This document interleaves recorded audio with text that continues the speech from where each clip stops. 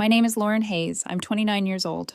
For most of my life, my family has treated me like a long-running punchline, one that never quite landed, but they kept repeating anyway. In my family, there were two narratives, and they were fixed early. My older brother, Patrick, was the success story, the proof, the one everyone pointed to with pride. And then there was me, the cautionary tale, the one used in side comments and lowered voices, the example of what happens when you don't aim high enough. Patrick was 3 years older than me, which in our household might as well have been a generation.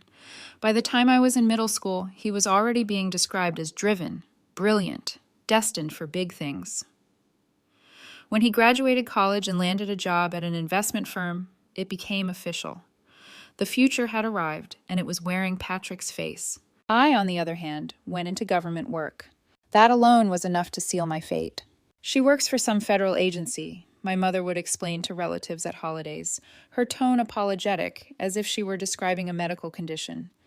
Something with banking regulations. We don't really understand it. My father usually followed that up with a sigh. Still pushing papers at that boring office, he'd say, shaking his head. Not everyone's built for ambition. At family gatherings, Patrick never missed an opportunity to remind everyone of the difference between us. I just closed a $4.2 million deal, he'd announce casually over dinner, swirling his wine. Long hours, but that's the price of success. Then he'd glance at me. Lauren's probably filing paperwork for her $58,000 government salary. The table would laugh. I would smile. I always smiled. What they didn't know, what I couldn't tell them, was that my job required silence. Not modesty. Silence. The kind that protects investigations. The kind that keeps people safe. The kind that lets criminals underestimate you long enough to destroy themselves. But to them, I was just Lauren, the boring one, the disappointment. I drove a modest Toyota. I lived in a small apartment in Alexandria. I wore sensible suits from discount racks and never posted photos of luxury dinners or business class flights. Patrick, meanwhile, documented every upgrade in his life: designer watches, high-end restaurants, a brand new BMW that appeared on his Instagram one morning like a trophy. It caught my attention, briefly. Patrick had complained about student loans less than a year earlier. Suddenly, he was talking about diversifying assets and expanding his portfolio. He'd developed a sharper edge, too. Meaner jokes, louder mockery, a sense of urgency behind the arrogance. "Mom, don't lend Lauren any money," he said loudly at Easter dinner. "She's terrible with finances, always has been." He laughed at my nephew's birthday party. "Remember when you couldn't even get approved for that credit card? Some people just aren't wired for money." I noticed everything. I always do. But I was deep in a major investigation at the time, a cryptocurrency Ponzi scheme that had already ruined thousands of lives. My focus was elsewhere. I assumed Patrick had gotten a bonus, or a promotion, or found a wealthy investor. I should have paid closer attention. The text came on a Tuesday afternoon while I was in a secure briefing room. "Mom, family dinner this Sunday. Your father has an announcement. Be there." I stared at the message longer than I should have. Sundays were my only day off, and family dinners meant 3 hours of Patrick's commentary on his success and my failures. Still, when my father had announcements, they were usually serious. Retirement plans, health updates, estate decisions. I typed back, "I'll be there." Sunday arrived with all the usual ceremony. The good china, the crystal glasses, the table set for 12. Patrick arrived last, of course, pulling into the driveway in his BMW, wearing a tailored blazer that screamed money. He hugged my mother, poured himself wine, and immediately launched into a story about his latest victory. "The board approved my proposal," he announced. "I'm basically running the entire Mid-Atlantic operations now."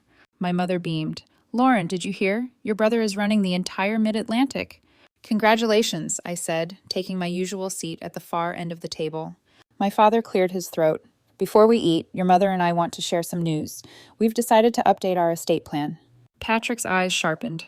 "We're getting older," my father continued. "We want to make sure everything is organized, fair."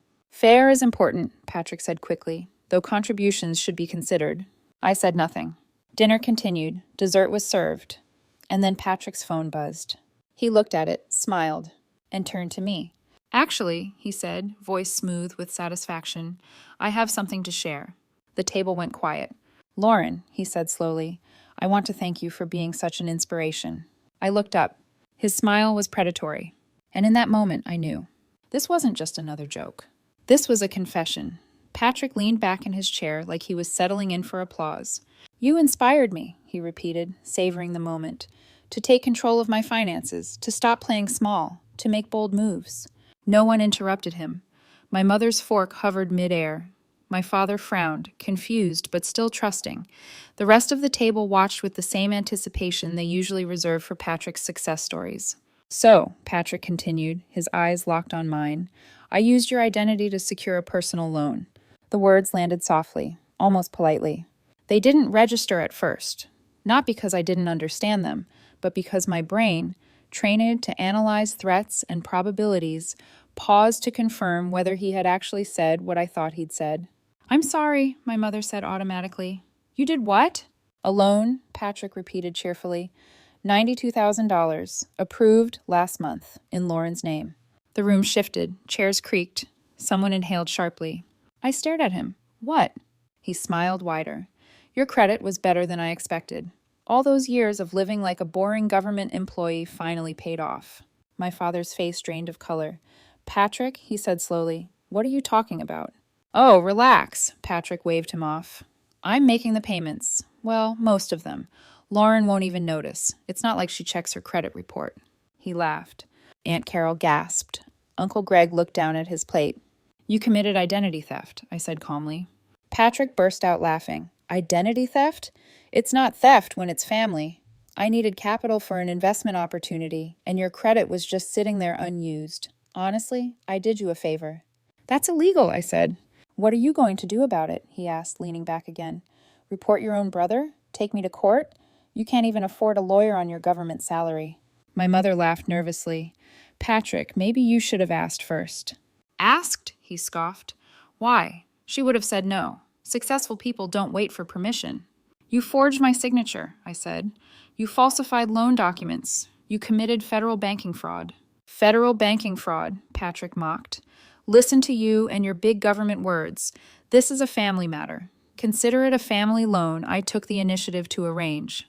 Without my consent, Uncle Greg said quietly. Patrick, that's not smart. It's resourceful, Patrick snapped. It's what winners do. He turned back to me. So tell me, Lauren, what are you going to do? Cry? Run to Mom and Dad? He pulled out his phone and held it up. See? Loans in your name. Funds went straight to my investment account. And I've got documents showing you agreed to co-sign. Documents with a forged signature, I said. I created opportunity, he corrected. You spent your whole life playing it safe, following rules, staying small. I make things happen. My father stood halfway out of his chair. Patrick, if you needed money. I didn't need charity, Patrick snapped. I needed capital, and Lauren's credit was available. He smirked at me. When was the last time you even checked your credit score? I didn't answer. Because the truth was, I checked my credit reports weekly. I had seen the inquiry 3 weeks ago. I had seen the approval notice. I had watched the fraud unfold in real time, documenting every step. I'd been building a case. You're bluffing, Patrick said, noticing my silence. You don't even know what I'm talking about. You've missed 3 payments, I said evenly. His smile faltered. What? You said you were making most of the payments, I continued, which means you missed some. The bank sent 3 late notices to my address. I have all of them. The confidence drained from his face in stages. That's not possible. The first missed payment was 6 weeks ago. The second 3 weeks ago. The third arrived yesterday. Each word landed like a nail. You're lying, he said, but uncertainty had crept into his voice. What can you do about it? I asked quietly. He laughed too loudly. Exactly. I reached into my purse and pulled out my phone. The table watched as I typed. Initiate fraud investigation. Target confirmed. Location verified. Multiple witnesses present. Subject has confessed to identity theft, banking fraud, and document forgery. I hit send. Who are you texting? Patrick demanded. My team, I said. He laughed again, but it was thin now. Your boring office friends? What are they going to do? File a complaint? My phone buzzed. Units dispatching. ETA 9 minutes. Recording authorization confirmed. Patrick, I said calmly, I need to read you your rights. The room exploded. Stop it, he snapped. This isn't funny. You have the right to remain silent, I continued. Lauren, my mother said sharply. Enough. Anything you say can and will be used against you in a court of law. Patrick stood up. You're not a cop. You're right, I said. I'm not. I reached into my jacket and pulled out my credentials. The badge caught the light. I'm Senior Special Agent Lauren Hayes, I said evenly. Financial Crimes Enforcement Network, U.S. Treasury Department. Silence. Patrick stared at me like the ground had disappeared beneath his feet. You work a desk job. I investigate complex financial fraud, I said, including identity theft rings. And as of 3 weeks ago, a case involving my own stolen identity. My father sank back into his chair. You're a federal agent? He whispered. For 6 years, I confirmed. My mother's mouth opened, then closed. You thought I was powerless, I finished. Patrick's hands were shaking now. You can't do this, he said hoarsely. I'm your brother. That's exactly why this is worse, I replied. Outside, sirens approached. Patrick reached for me. Lauren, please, I'll fix it. I'll pay it back. You already defaulted, I said. And you confessed. The doorbell rang, and the family joke was over. The doorbell echoed through the house like a verdict. No one moved at first. Patrick stood frozen beside his chair, his mouth opening and closing as if the right combination of words might reverse what was already happening.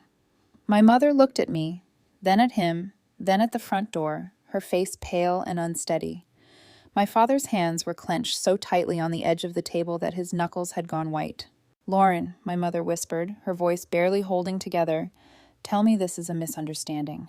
I didn't answer her. I was watching Patrick. People who commit fraud for a living learn to read risk the way others read weather. They sense pressure changes before the storm hits. Patrick had spent years believing he was smarter than consequences, faster than accountability. Now, for the first time, he was realizing the truth. The storm had already arrived. This is insane, he said, his voice pitching upward. You're bluffing. You're trying to scare me. I tilted my head slightly. You already confessed in front of witnesses, multiple times. I didn't confess, he snapped. I explained a business arrangement. You admitted to using my identity without authorization, I said. You admitted to forging documents. You admitted to missing payments while allowing the loan to remain in my name. That's not an explanation. That's a confession. My father stood up slowly. Lauren, if you saw this 3 weeks ago, why didn't you stop it then? That question landed heavier than the rest. I met his eyes. Because identity theft cases are built on intent. I needed proof that this wasn't a mistake, or a misunderstanding, or a one-time lapse in judgment. Patrick shook his head violently. I didn't know it was illegal. You knew enough to hide it, I replied. You routed the funds to your personal investment account. You forged my signature. You made partial payments to avoid immediate default. You knew exactly what you were doing. The doorbell rang again, longer this time. Patrick turned toward the hallway. Mom, Dad, don't let them in. My mother looked torn. My father didn't move. They can get a warrant, I said calmly, or you can open the door. Either way, they're coming inside. You can't do this, Patrick said, his voice cracking. You're destroying our family. You destroyed it, I said quietly. I documented it. The door opened. 6 agents stood on the porch, jackets marked with bold yellow letters.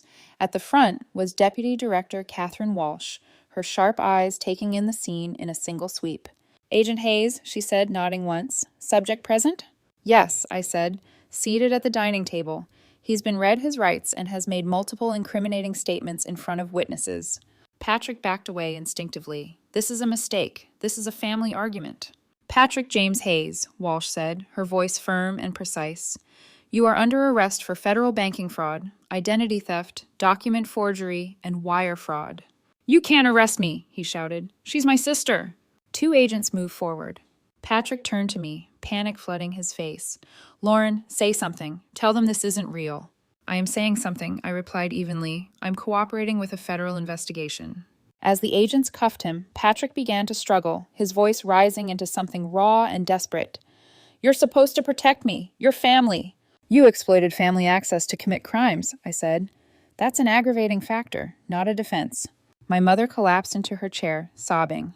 My father stood rigid, like his body hadn't yet caught up with reality.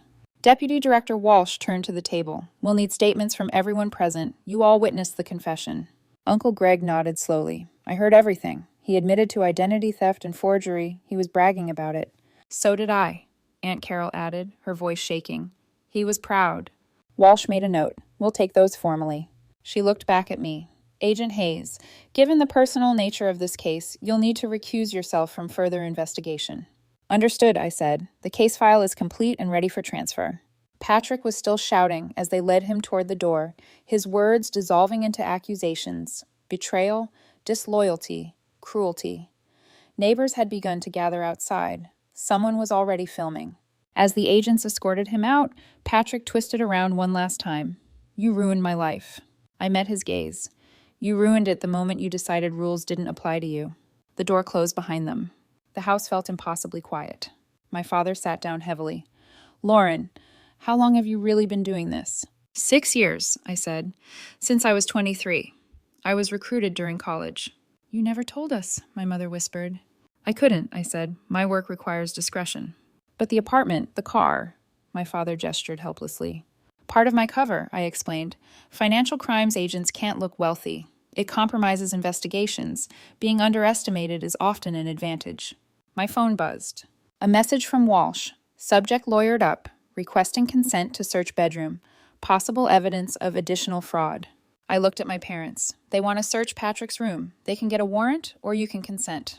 My mother wiped her eyes. "Search it." 20 minutes later, an agent called out from the hallway. "Agent Hayes, you need to see this." Inside Patrick's room, they had opened a locked file box. Credit card statements, loan applications, copies of driver's licenses, social security cards. My stomach tightened. "That's Dad's information," I said softly, "and Mom's and Uncle Greg's." Uncle Greg went pale. "He stole my identity, too." The agent sealed the evidence bag. "We're opening additional investigations." My mother sank against the wall, sobbing. "Our own son." "Your son is a serial fraudster," I said gently. "He didn't stop with me." The truth settled over the room like ash. And it was only the beginning. The house no longer felt like my childhood home. It felt like a crime scene. Yellow evidence markers dotted Patrick's old bedroom. Agents moved carefully, photographing documents, cataloging electronics, sliding stacks of paper into sealed bags. Every sound, camera clicks, rustling latex gloves, quiet radio murmurs, carried a weight that pressed down on my chest in a way I hadn't expected. Not because I doubted what I'd done, but because I finally saw my parents seeing it. My mother sat at the dining table, staring at nothing. Her hands were folded in front of her, knuckles white, as if she were bracing for impact that had already happened. My father stood near the window, arms crossed, posture rigid, like if he moved, the world might collapse further. "This can't be real," my mother whispered, more to herself than anyone else. "Patrick wouldn't do this. Not to us." I stayed quiet. Denial is often the last refuge of people who don't want to admit they missed something important. An agent approached me, lowering his voice. "We're seeing at least 7 distinct identities so far. Credit cards, personal loans, small business lines of credit. 7. And those were just the ones Patrick hadn't bothered to hide well." My father turned sharply. 7? He said it was just one loan." "He said a lot of things," I replied evenly. My mother looked up at me then, her eyes red and searching. "Lauren, if this is what you do, why didn't you stop him sooner?" The question was loaded, not with accusation exactly, but with grief. "I needed evidence," I said gently. "Intent matters. Pattern matters. If I had confronted him the moment I saw the inquiry, he could have claimed misunderstanding. Family loans get messy. Fraud cases don't." "That sounds cold," she said. "It's prosecution," I replied. "Evidence convicts criminals. Emotions don't." Her shoulders slumped, as if something inside her finally gave way. An agent emerged from the hallway carrying a laptop. "Deputy Director Walsh wants an update." I stepped aside to take the call. "Hayes," Walsh said without preamble, "we're escalating. The volume and pattern indicate a coordinated fraud operation, not a one-off." "I expected that," I said. "He's requesting to speak with you." I closed my eyes briefly. "No." There was a pause. "Understood. His attorney is pushing for cooperation." "He confessed multiple times in front of witnesses," I said. "He showed no remorse. He targeted a federal agent. There's nothing to negotiate." "You're right," Walsh agreed. "Formal indictment by Wednesday, arraignment by Friday. We're requesting no bail." "No bail," I repeated. "He's a flight risk," she said, "and a sophisticated one." I ended the call and returned to the dining room. My parents looked at me expectantly. "Patrick's being formally charged this week," I said. "He won't be released." My mother covered her mouth. "Prison?" "Federal detention center," I corrected, "pending trial." My father sank into his chair. "Can you help him?" "No," I said simply. "I can't interfere, and I wouldn't." But he's your brother, my mother pleaded. That's why this is worse, I said again. He didn't just steal money, he exploited trust. He chose me because he thought I was powerless. Silence settled over the room. An agent approached my father. Sir, we'll need your consent to notify additional victims. Some of these identities belong to extended family. My father nodded numbly. Do what you need to do. The truth kept unfolding piece by piece. By the time the agents finished cataloging evidence, the story was undeniable. Patrick hadn't just lived beyond his means. He'd built an entire identity on fraud. The luxury car, the watches, the dinners, all funded by other people's lives. My phone buzzed again. Forensic accounting complete. Estimated fraudulent total, $385,000 across 7 victims. Legitimate income insufficient to support lifestyle. I showed the message to my parents. My mother's voice broke. He was lying this whole time. Yes, I said, and he was good at it. Why didn't we see it? My father asked quietly. Because you wanted to believe him, I said, and because he never targeted himself. That night, after the agents left, the house felt hollow. Patrick's room was sealed, his belongings cataloged, his absence loud. My mother finally looked at me, really looked at me. All those years, she said, we thought you were struggling. I didn't correct her. I chose a career that values silence, I said instead. It kept me safe. It kept my cases clean.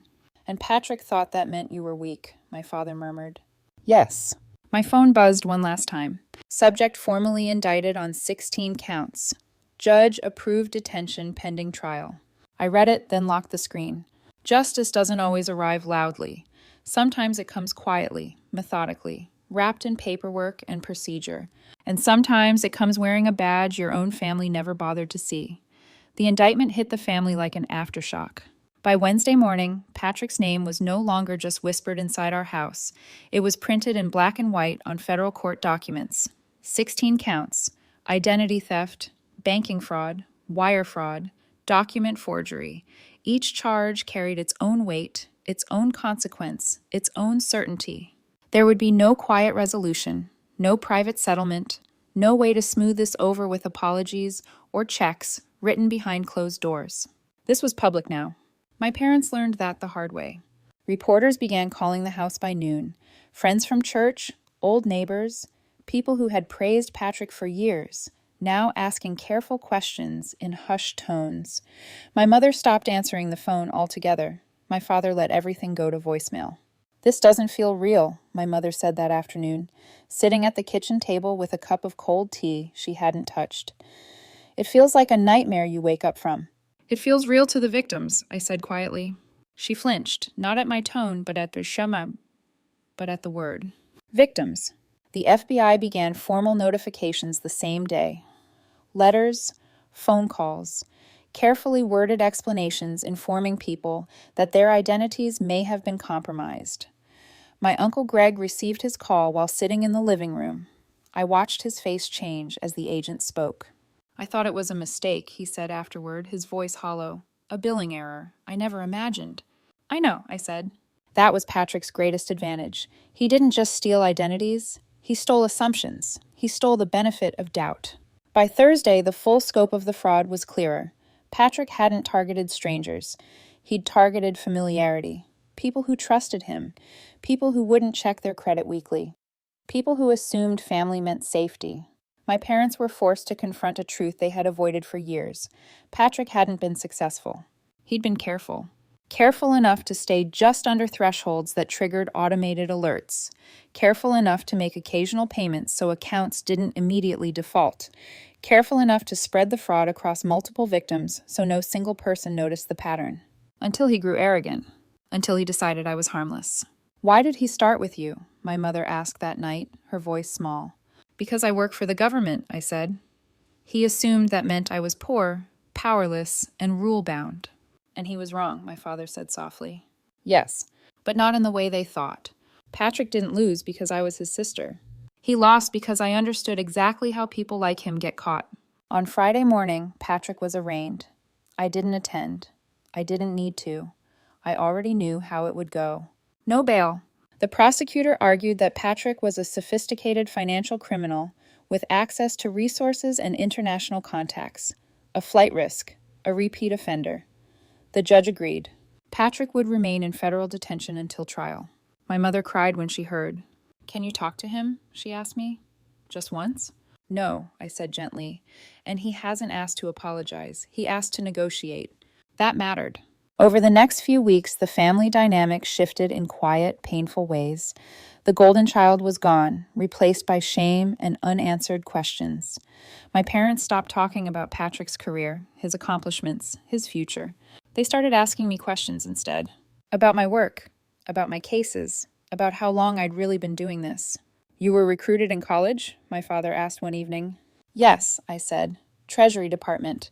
They wanted my financial analysis background and language skills."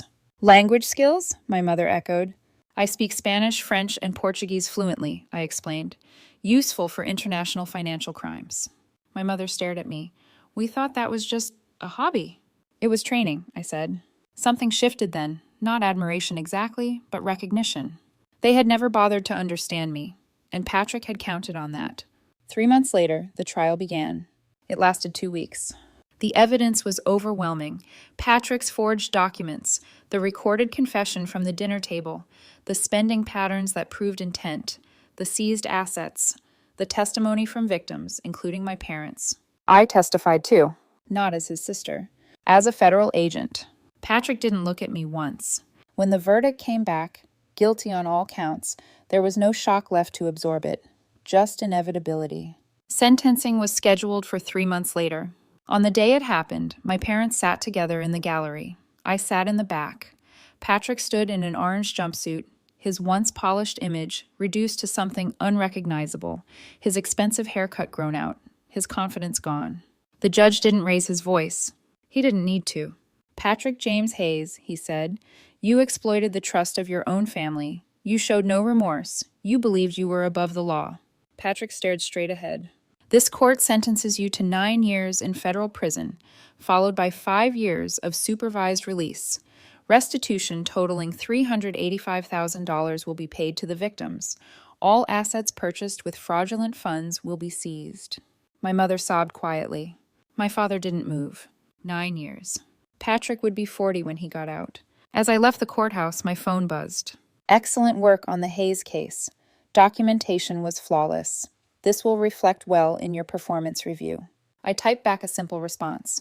Just doing my job. Because that was the truth. This was never revenge. It was accountability. And sometimes the hardest criminals to prosecute are the ones who share your last name. The courthouse emptied slowly. People filed out in clusters, reporters whispering into phones, clerks stacking folders, families speaking in low, careful voices. The echoes of footsteps lingered longer than they should have, like the building itself needed time to absorb what had just happened. 9 years. The number followed me down the marble steps and into the cold air outside. Patrick James Hayes, once the family prodigy, the golden child, the proof that everything my parents believed about success was correct, had just been sentenced to nearly a decade in federal prison, not because of bad luck, not because of a single mistake, but because he chose fraud over responsibility, arrogance over caution, entitlement over consequence. My parents walked several steps behind me. My mother hadn't spoken since the judge finished reading the sentence. Her face was pale, eyes swollen, as though she were still trying to reconcile 2 versions of the same person, the son she raised and the criminal she'd just watched disappear behind a side door in shackles. My father finally broke the silence.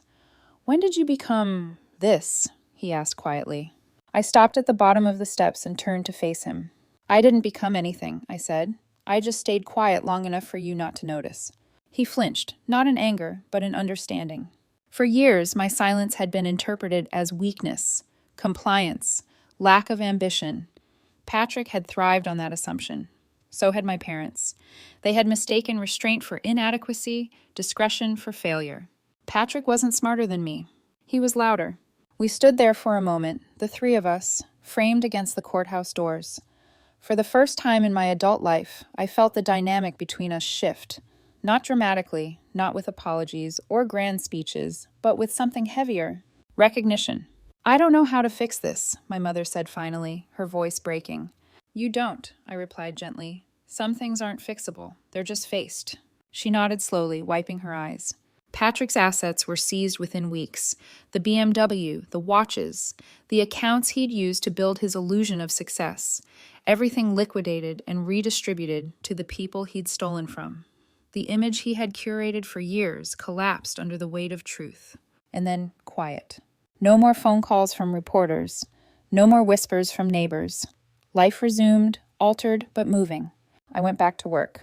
New cases, new briefings, new targets. Financial crime never sleeps, it only adapts. And people like Patrick always believe they're the exception, the smartest person in the room, the one who won't get caught. They're always wrong. A week after sentencing, my phone buzzed with a message from Deputy Director Walsh. Excellent work on the Hayes case. The U.S. Attorney personally commended your documentation. This will factor into your promotion review. I stared at the screen for a moment, then locked it. Not satisfaction, not pride. Just closure. That night, alone in my apartment, I poured a glass of wine and sat by the window. The city lights flickered below, anonymous, indifferent, honest in a way people rarely are. I thought about the years I'd spent being underestimated. The jokes, the dismissive comments, the laughter at dinner tables where no one bothered to ask what I actually did. I thought about how easily people mistake quiet for weakness, and how dangerous that assumption can be. Patrick thought he was stealing from a powerless sister. Instead, he handed evidence to a federal agent. Silence had never been my surrender. It was my strategy. And in the end, I didn't ruin my family. I exposed the truth they refused to see.